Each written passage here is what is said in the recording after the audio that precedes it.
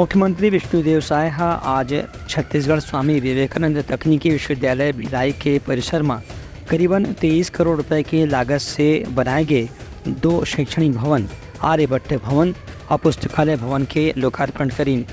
ए मौका में मुख्यमंत्री हकीन कि भिलाई के विश्वविद्यालय में तकनीकी शिक्षा ला बढ़ावा देबर यहाँ संसाधन के कोनो भी किस्म की कमी नहीं होने दे जाही।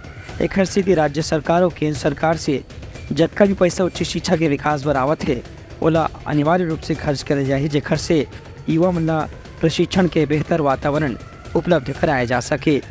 ये मौका में मुख्यमंत्री आर्यभट्ट भवन में स्थित महान गणितज्ञ आर्यभट्ट की मूर्ति पर माल्यार्पण करीं। बता दें कि आर्यभट्ट प्राचीन भारत के महान गणितज्ञ, ज्योतिष विज्ञानी और खगोल शास्त्री अधीन हैं। एक कार्यक्रम में उप मुख्यमंत्री अरुण साव, विजय शर्मा, सांसद विजय बघेल, दुर्ग ग्रामीण के विधायक ललित चंद्राकर, अहिवारा विधायक डोमनलाल कोरसेवाड़ा समेत आसपास के क्षेत्र के जनप्रतिनिधि और प्रशासनिक अधिकारी मन घलो मौजूद रहीं। Bureau report Uttarakhand news.